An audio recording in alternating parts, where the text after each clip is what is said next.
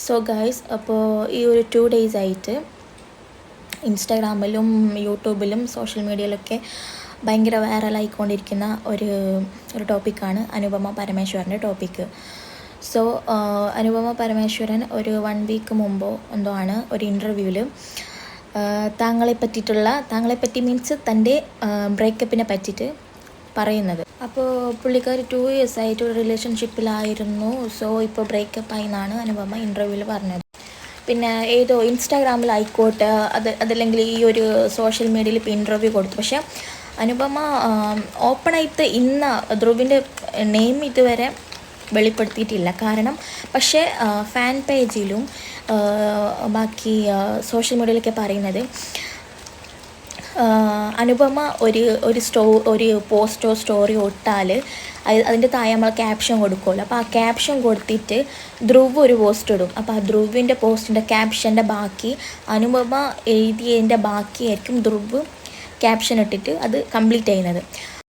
അപ്പോൾ ഇത് കാണുന്ന ആൾക്കാർക്ക് ഇത് ഊഹിക്കാവുന്നതേ ഉള്ളൂ ധ്രുവും അനുപമയും ഡേറ്റിങ്ങിലാണെന്ന്. അവർ പറഞ്ഞില്ലെങ്കിലും പറയാതെ പറഞ്ഞു എന്നും അറിയില്ലേ, അതുപോലെയാണ്. പറയാതെ അവർ പറഞ്ഞുകൊണ്ടേ ഉണ്ടായിരുന്നു റിലേഷൻഷിപ്പിലായിരുന്നു എന്നും.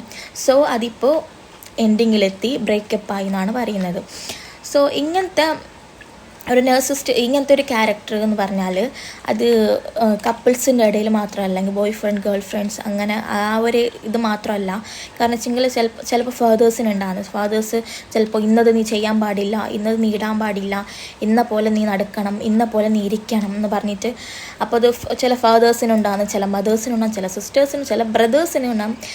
ഈവൻ ഹസ്ബൻഡ് ആൻഡ് വൈഫിൻ്റെ ഇടയിൽ പോലും ഇങ്ങനത്തെ ഒരു സിസ്റ്റം എന്ന് പറയുന്ന ഒരു സാധനം ഉണ്ടാവാറുണ്ട്. പക്ഷേ ഈ ധ്രുവിനെ കാണുമ്പോൾ നമുക്ക് ആർക്കും അങ്ങനത്തെ ഒരാളായിട്ട് തോന്നുന്ന പോലുമില്ല.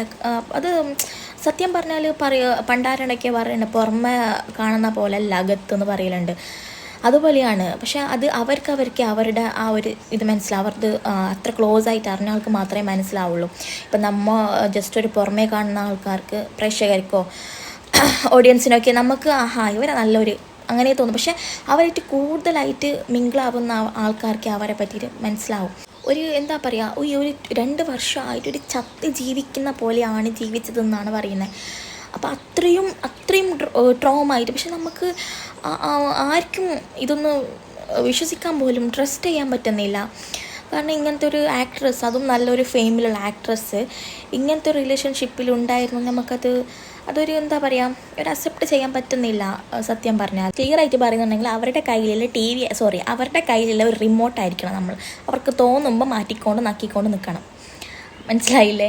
സോ അതാണ് ഇവിടെ സംഭവിച്ചത്. എന്താ പറയുക, ഒരു പ്രാന്ത്. അപ്പോൾ നമുക്ക് നമ്മളൊരു ഇഷ്ടം ഉണ്ടാവും.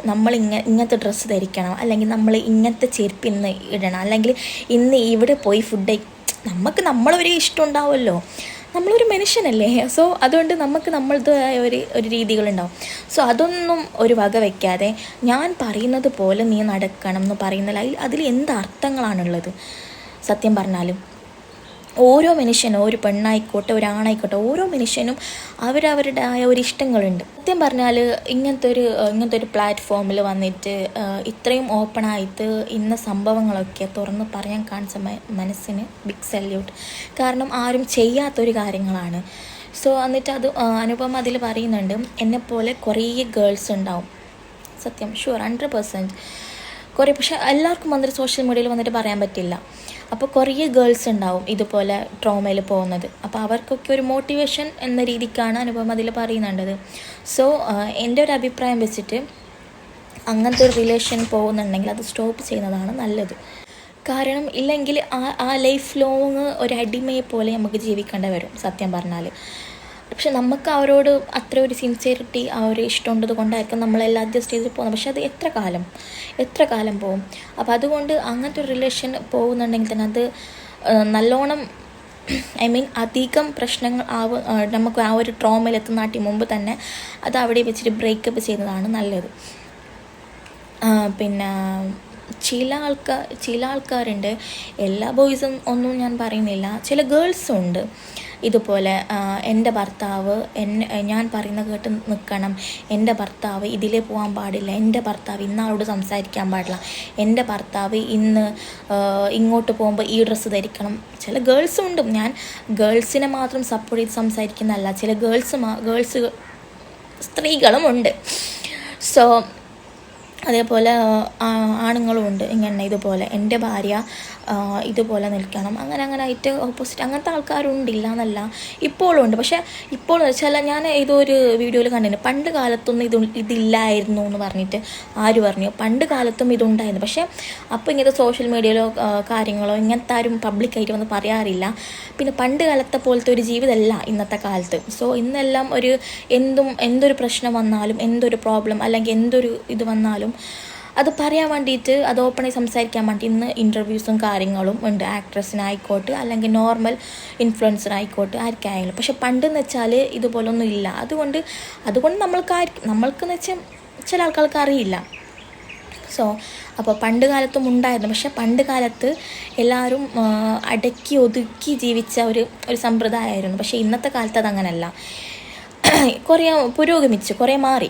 സോ ഗൈസ്, എത്രയോ കഷ്ടപ്പെട്ട് കുറേ അഡ്ജസ്റ്റ് ചെയ്ത് ഓക്കെ പോട്ടെ ഓക്കെ ഫൈൻ എന്ന് അഡ്ജസ്റ്റ് ചെയ്ത് ജീവിച്ചിട്ട് പോകുന്ന എത്രയോ ആൾക്കാരുണ്ടാവും.